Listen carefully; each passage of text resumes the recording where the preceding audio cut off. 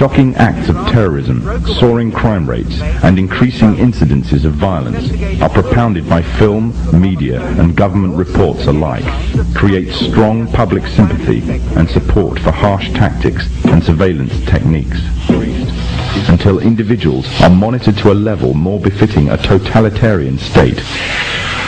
Public opinion will once again be manipulated to give the Masons justification for their actions and make their goals easier. The means of monitoring the masses and storing all personal information on individuals in society on a massive mega database are already underway.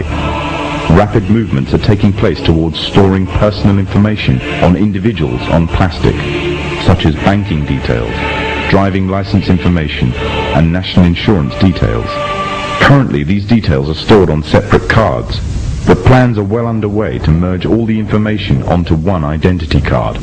The consequence would be complete monitoring of all purchases and transactions and personal details of an individual at the touch of a button. In 1992, the Vice-Chancellor of the British Supreme Court, Nicholas Brown Wilkinson, told the High Court that if the information obtained by the police, the Inland Revenue, the social services, the health service and other agencies were to be gathered together in one file, the freedom of the individual would be greatly at risk. The Freemasons, through the governments controlled by them, already have access to a vast array of information about you. They can already find out who you talk to on the phone, where you work, where you shop, what you eat, what you wear, how much you are worth, what you earn, and the list goes on and on. One identity card would allow even closer monitoring and enable a complete psychological profile to be compiled on every individual in society. Information which would make it very easy to predict, control, and manipulate actions. However, there is a gap that the Masons need to fill in. By using hard currency, an individual can evade detection and vital information is lost since hard currency transactions are untraceable. As a result, moves are being made to replace hard currency with a system that relies totally on electronic funds transfer. In other words, a system that relies totally on cards. Trails in Swindon have heralded the first signs of a move towards the introduction of smart cards and electronic money on a national scale in the UK. The Mondex scheme is pioneered by NatWest and Midland Banks and British Telecom. Inside a smart card is a microchip which calculates every single transaction, not only financial transactions, but records every single thing for which it is used. It can serve as a credit card, a building society passbook, library card, travel card, phone card, and quite possibly an identity card. Although an identity card would reveal much detail, it would not be able to locate any one person precisely at any given instant time. This would require some sort of tracking device that could be put on and detected wherever that person may be on the globe. The tracking device would be an all-purpose microchipped identification device or an electronic implant placed under the skin. These implants could then send off a signal which could then be picked up by satellite in low Earth orbit, locating and identifying the subject. Although this may sound like the works of fiction, it is, however, already well on its way to becoming reality. There are already approximately 48 global positioning satellites in orbit that are in use by the United States and her allies. These satellites can act upon incoming signals and pass down accurate information to the source of the signal about its location. At present, the source of the signals are devices that are attached to tanks, battleships, aircraft, or handheld instruments for accurate navigation purposes. The next step would be to introduce the device that creates the source signal on every individual. Currently, one form of device that has been created specifically as a signal source for the satellites is the electronic tag. Already a scheme using such tags on individuals is in operation in the UK. The justification used is that it is necessary to curb the growth in the population of the already overflowing prisons. The tag fits securely around the offender's wrists and can be monitored to see if the offenders are violating curfew regulations. Pilot tagging schemes are already in operation in Greater Manchester, Berkshire and Norfolk, with plans for expansion in other countries in the coming year. The Freemasons' plan for complete global control by one governmental body means that they must pave the way for complete global economic union, complete global legislatory and political union, and complete global military union.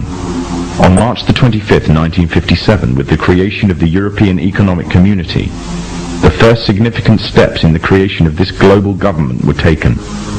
Since then, the EEC has become a testing ground for the New World Order. With the basic tenets of freedom of movement between member states already established, goods and people can move relatively freely within this one superstate.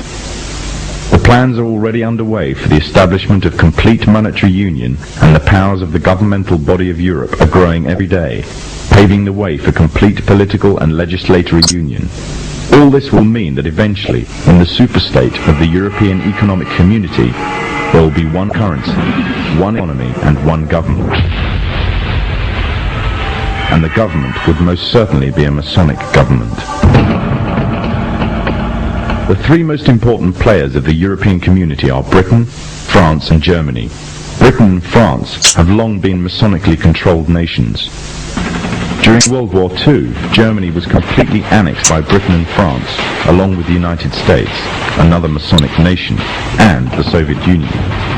The sectors of Germany controlled by the former three countries, the Masonic nations, formed a separate political identity called West Germany.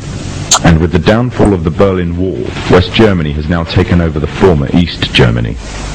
Europe is not alone in its efforts to achieve superstate status. America and Mexico are currently the only two members of NAFTA, the North American Free Trade Agreement. However, the nations of the South are increasingly being pursued to join. With Masonic superstates in both Europe and America firmly established, global union would be a logical and easy progression. However, there is another problem that the Masons need to contend with if they are to be the masters of this global union. By the 1970s, it was becoming increasingly clear that the population of Europe and White America was rapidly declining. Unless something was done, the expanding size of the population of third world nations would pose a serious threat to national security of Masonically controlled countries.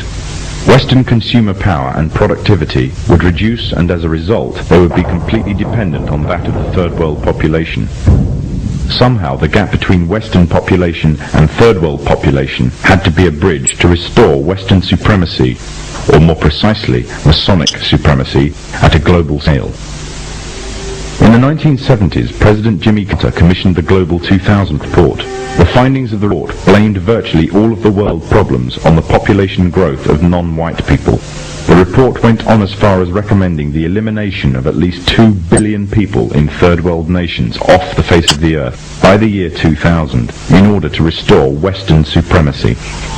Interestingly enough, also in the 70s, the AIDS epidemic broke out, claiming huge amounts of life in third world nations, as well as amongst the growing black and Hispanic population of America. It was said that the virus originated from green monkeys in Africa and was later passed on to the local population through either acts of bestiality or through consuming them as food. From there on, AIDS spread like wildfire across the African continent and later on to the rest of the world, claiming millions of lives. However, the story was just a smokescreen. On June the 2nd, 1988, the Los Angeles Times published an article refuting the idea that the human AIDS virus originated from green monkeys. It uncovered evidence that the DNA composition of AIDS was totally inconsistent with that of green monkeys. In fact, it could be proven that the AIDS virus could not be found anywhere in nature and could only have ever survived in the human biological system. If the virus did not exist anywhere in nature, the question is raised as to where exactly the virus all of a sudden stemmed from. On July the 4th, 1984, the New Delhi newspaper in India called The Patriot published an article making the first detailed charges of AIDS as being a counter-biological warfare agent. An anonymous American anthropologist was quoted claiming that AIDS was genetically engineered at the U.S. Army's Biological Warfare Laboratory at Fort Detrick near Frederick, Maryland. Then on October the 30th, 1985, the Soviet journal Literaturia Gazeta repeated the charges made by the Indian newspaper, making it an international controversy.